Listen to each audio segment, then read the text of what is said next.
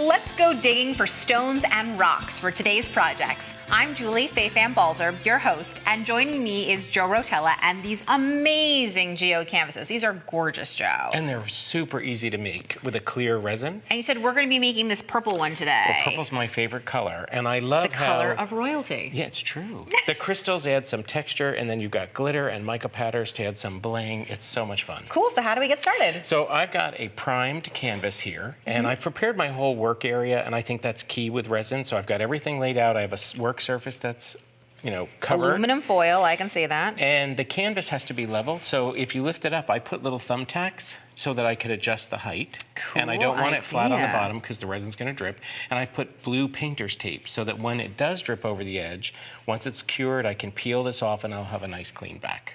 That's a great tip. And I've drawn some pencil lines just to give me guidelines. I'm not gonna stick to them exactly, but we're not doing a rainbow. We don't want like perfect loopy circle things. Because nature is never perfect. It always has that sort of uneven edge. Even a rainbow, I'm sure if you really could look at it, would not be perfect. So resin comes in two parts, part A and part B, and it's important that we mix it properly. And so I've got a measuring cup here, and I'm gonna mix a total of 6 ounces. And this is mixed half part A, half part B. So it's a 1-to-1 ratio.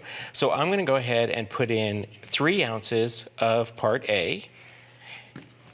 And the best way to do this is to have a cup with flat sides and then keep it on a flat surface. And I see that you're kneeling down so that you can really make sure that you're hitting that measurement exactly perfectly. Exactly. And I remember from chemistry, what we're looking at is the meniscus, the curve. And so you want to make sure that you're mixing the 2 parts evenly, because what happens if you don't?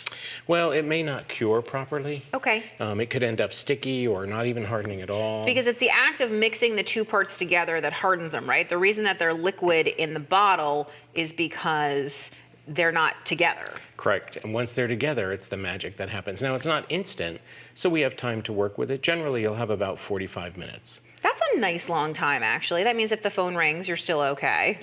So there's my 6 ounces. Okay. And I've got a stir stick here with a flat bottom. Why does it need to be a flat bottom? So that I can really scrape around that bottom. Oh. And I'm gonna set a timer now and stir for about 2 minutes. Halfway through though, or 2 minutes, halfway through that 2 minutes, I'm gonna make sure that I've really scraped the sides, but I'm gonna do it throughout. So let's just do this for 2 minutes, and then we're gonna put it in the other cup. So it's been about 2 minutes, and I've been stirring the middle and really scraping the edges and the bottom as well. So my 2 minutes are up. And so do you know then that the resin's good to go, or is there another step? No, this requires a double mix to really make sure we've thoroughly mixed it. So I'm gonna scrape off my stir stick. I'm gonna pour all of it into a second cup. And you're not wanting to lose any of that resin, so of course you're scraping it down completely to make sure that you get every last little drop. Now I've made a little bit more than I need to cover that canvas. Okay. But I don't want to waste any, just in case. I think this is like a crafter symptom, which is I never want to waste materials either. I always like to make sure I get every little bit. For me, it's hoarding. That's how it works. So now we're going to stir this for a minute. So now we're ready to add color. Ooh, that's always my favorite part. And I have 7 little cups ready, and I'm gonna divide this mixture unevenly across the 7, only because I know I want more white and a little bit less purple and very little of the gold. Now, did you look at an actual geode in order to find your inspiration on how much of each color you wanted, or did you just make this up? Of course you can make it up, it's your own art, but I did go look at geodes, which gave me an excuse to go to a rock store. I just love those rock stores. I always loved them when I was a kid, and you could find so many different, or like the Science Museum where you could find all those different samples. They're always so pretty, and it was amazing to me how Mother Nature made so many beautiful jewels, essentially, right? So I'm just dividing this unevenly across my cups. And remember, I have this whole work surface protected because the resin is sticky, and of course I'm wearing latex gloves because it's sticky and I don't want to get it on me. And you're right, you do have some extra resin. So let's go ahead and add pigment. I'm going to add white first. So is this paint? This is a pure opaque pigment, and you don't have to go overboard. We only want to add enough till it's opaque. Adding more doesn't matter. Cool. And how long do you have to stir this? just until it's mixed. Oh, so that's just visual cue. Like as soon as it Yep. looks like it's in there, you're good to go. And while I stir this one, Yeah. if you want to add red into the next cup, And tell me again how much I need to add. just until it's opaque. Adding any more on top of that would be useless. Okay, so you're gonna add squirt red. in some. Stir it, and we'll add a drop of blue. We're making Stir purple. it. Okay. Oh wait, you want me to add a drop of blue to this now? Stir the red Oh, first, stir the and red then we'll add a first. drop until you get a purple or an eggplant. So really, you don't need that aubergine. many colors. I was gonna say, as long as you know your color mixing, then you're totally cool because you can figure it out, right? Correct. I'm going to add glitter, and I do a pretty heavy amount of glitter because remember, this resin Because has... you like things that are shiny? Well, it's true, but the resin also has no pigment. It's totally clear. Mm. So if we don't want something totally clear... So is the glitter gonna look like it's just suspended in space because it's Absolutely. clear? That's Absolutely. super neat. And you know, I always wonder how not to get the glitter on you when you have a project, but encasing it in resin is a smart way. Now, does the resin need a particular kind of glitter? Does it have to be like glass glitter or any kind of Nope, glitter's fine? any kind will work. Next, we're going to do some shades with mica powder. So if Okay. you could add a couple scoops of mica powder to each one of those. A couple scoops, really? Well, not so much. Oh, that's a big scoop. That's good. Okay, Stir it and see what you get. okay.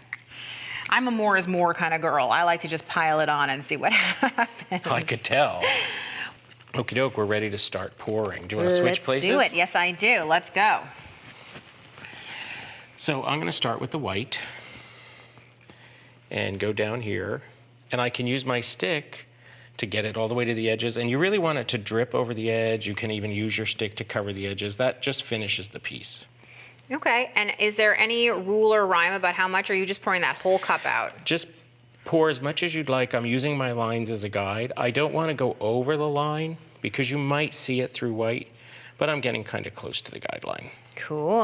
So I'm just going to do color after color, but next I'm going to put some vase filler or crystals or broken glass because that's going to give us some texture. Neato. So that gives you, that will just get glued in, like the resin's gonna act as the resin's gonna glue. hold it. Oh, And you as a put it down tip- before, not after. Yeah, and as a tip, I'd put it out here Okay, and then kind of push it where you want it. okay, cool.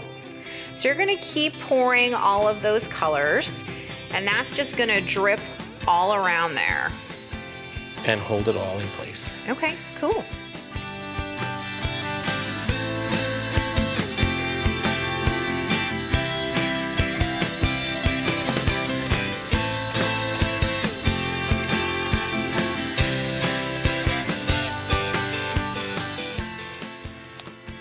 Okie doke, so I'm done pouring for now. I would go ahead and use extra resin to make sure that I got all the sides and everything is right to the edge especially.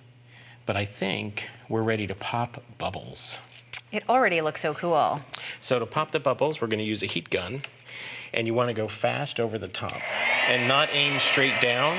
Keep it at an angle, and you see the bubbles popping? I do, that's really neat. And you said this also helps to feather the colors together. So right now, I'll just worry about the popping, and when that popping stops, now I can start to feather. So what we're going to do is come in a little bit of an angle.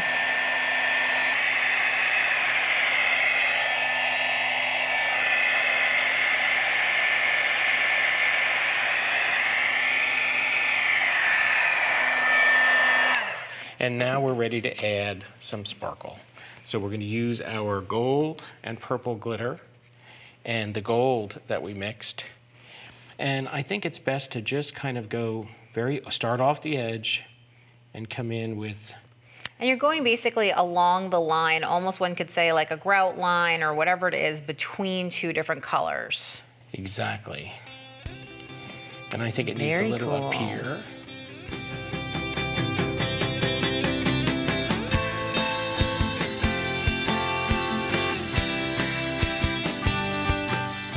And that's it. So how do we cure this? Now we're going to leave it sit level like this for a good 24 hours. Then when you're done, you can lift up the bottom, peel off the tape. If there's any resin stuck back there that's too thick to deal with, heat it quickly with the heat gun, and you're good to go. You end up with what we have over there. I love this, Joe, and the sparkle adds so much. Thank you so much. Thank you.